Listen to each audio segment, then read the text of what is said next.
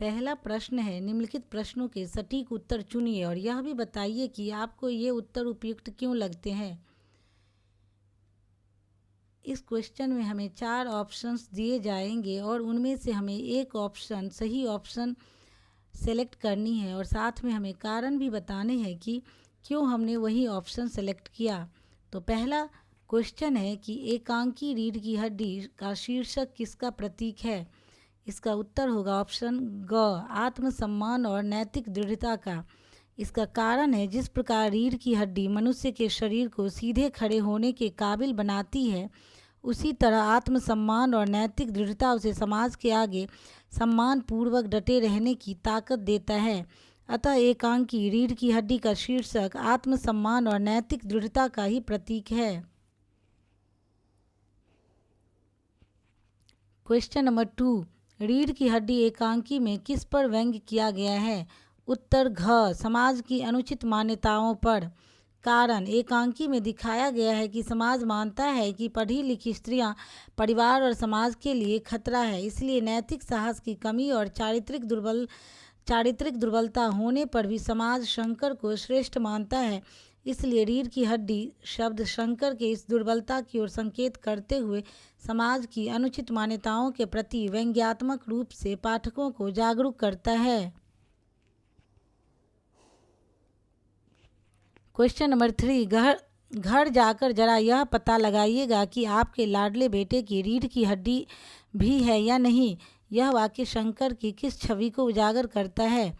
उत्तर क, नैतिक साहस की कमी और चारित्रिक दुर्बलता। कारण, जिस प्रकार रीढ़ की हड्डी मनुष्य के शरीर को सही रूप से सीधा रखने की शक्ति देता है, उसी प्रकार नैतिक साहस और अच्छा चरित्र उसे समाज में सम्मानपूर्वक खड़े होने की शक्ति देता है। शंकर में इतनी नैतिक साहस न थी कि वह अपना निर्णय स्वयं ले सके। वह अपने पिता की हाँ में हाँ मिलाता था। यह उसमें नैतिक साहस की कमी को दर्शाता है। दूसरी ओर वह लड़कियों के हॉस्टल के चक्कर काटते हुए पकड़ा गया था। इससे उसके चारित्रिक दुर्बलता का पता चलता है। अतः उपरोक्त वाक्य शंकर में नैतिक साहस की कमी और चारित्रिक दुर्बलता को दर्शाता है। क्वेश्चन 4, जी हाँ, मैं कॉलेज में पढ़ी हूँ, मैंने बीए पास किया है। उमा की दृष्टि में शिक्षा प्राप्त करने का सही अर्थ है। उत्तर घ, आत्मबल और स्वतंत्र विचार रखना। कारण, मनुष्य की शिक्षा उसके व्यवहार और बातों से पता चलता है। उमा विपरीत परिस्थिति में भी पूरे साहस और स्वतंत्रता के साथ अपने विचार रख रही है। अतः उमा के इस व्यवहार से पता चलता है कि उसकी दृष्टि में शिक्षा प्राप्त करने का सही अर्थ आत्मबल और स्वतंत्र विचार रखना ही है। क्वेश्चन 5, गोपाल प्रसाद और राम स्वरूप में क्या क्या समानताएं हैं। उत्तर ख, दोनों दिखावे और परंपरा के शिकार हैं। कारण, गोपाल प्रसाद अपने आप को तथा अपने पुत्र को अत्यंत सभ्य और सुशिक्षित दिखाने की कोशिश कर रहे हैं। दूसरी तरफ वे यह मानते हैं कि अधिक पढ़ी लिखी लड़कियां परिवार और समाज के लिए खतरा हैं। यद्यपि रामस्वरूप स्त्री शिक्षा के पक्ष में है, लेकिन पुत्री की विवाह करवाने के लिए झूठ बोलते हैं कि उनकी पुत्री सिर्फ मैट्रिक तक ही पढ़ी है। इस तरह मजबूरी में ही सही, परंतु दिखावा कर रहे हैं कि स्त्रियों को उच्च शिक्षा नहीं लेनी चाहिए। अतः दोनों दिखावे और परंपरा के शिकार हैं। क्वेश्चन 6, इस एकांकी की संवाद शैली मुख्यतः कैसी है। उत्तर ख, स्वाभाविक और व्यंग्यपूर्ण। कारण, एकांकी के संवाद आम बोलचाल की भाषा में स्वाभाविक प्रतीत होते हैं, परंतु सामाजिक कुरीतियों पर गहरा व्यंग कर रहे हैं। अर्थात एकांकी की संवाद शैली स्वाभाविक और व्यंग्यपूर्ण है। क्वेश्चन नंबर 1, बाबू राम स्वरूप समाज में आधुनिक व्यवहार का दिखावा करते हैं, जबकि उनके विचार रूढ़िवादी है। इस अंतर्द्वंद के उदाहरण एकांकी में से खोज कर लिखिए। उत्तर, बाबू राम स्वरूप के दोहरे आचरण और अंतर्द्वंद को एकांकी में निम्नलिखित उदाहरणों से समझा जा सकता है।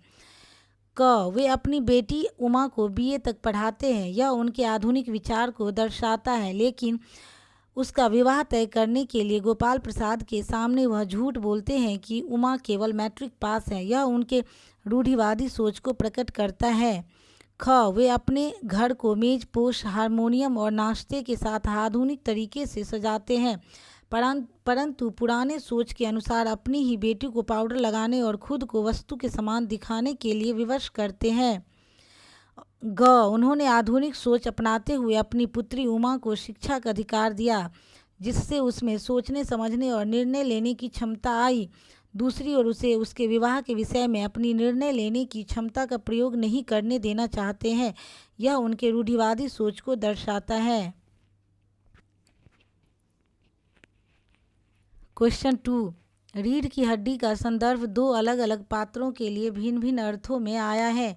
उनकी पहचान कीजिए और लिखिए। उत्तर, एकांकी में रीढ़ की हड्डी शब्द का प्रयोग दो प्रमुख पात्रों शंकर और उमा के संदर्भ में अलग अलग अर्थों में हुआ है।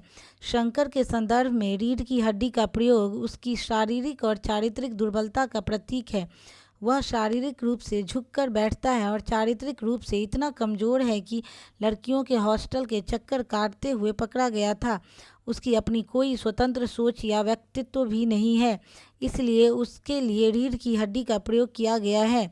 उमा के संदर्भ में रीढ़ की हड्डी उसकी वैचारिक दृढ़ता, स्वाभिमान और साहस का प्रतीक है।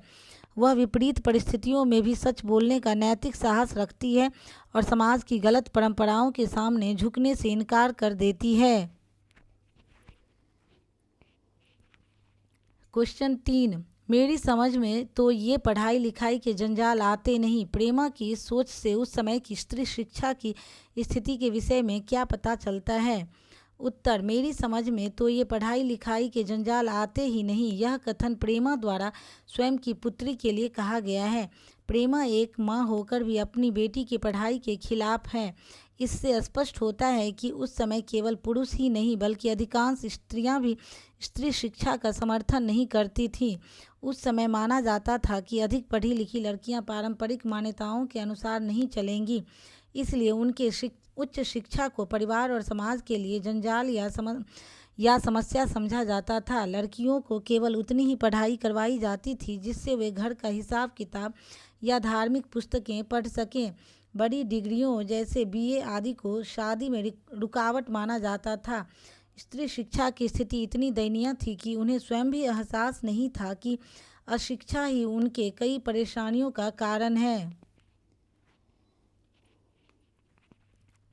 क्वेश्चन 4, लेखक ने रीढ़ की हड्डी शब्द को एकांकी के शीर्षक के रूप में क्यों चुना होगा? यदि आप इस एकांकी का दूसरा शीर्षक रखना चाहें तो इसकी मुख्य बात को दर्शाएं तो वह क्या होगा और क्यों? लेखक का उद्देश्य यह बताना है कि जिस प्रकार बिना रीढ़ की हड्डी के हमारा शरीर खड़ा नहीं हो सकता, उसी प्रकार बिना शिक्षा, अच्छे चरित्र, स्वाभिमान और सही सोच के इंसान का समाज में अपना कोई अस्तित्व नहीं होता है। अपने इसी उद्देश्य की पूर्ति के लिए लेखक ने रीढ़ की हड्डी शब्द को एकांकी के शीर्षक के रूप में चुना। रीढ़ की हड्डी का प्रयोग करके लेखक शंकर की शारीरिक और चारित्रिक दुर्बलता तथा उमा के मजबूत चरित्र, शिक्षा, सही सोच और स्वाभिमान की ओर संकेत करते हैं। दूसरा शीर्षक समाज का दोहरा चरित्र। एक ओर जहाँ शंकर को उच्च शिक्षा प्राप्ति के लिए सराहा जा रहा है, वहीं उमा को अपनी उच्च शिक्षा को छुपाना पड़ रहा है।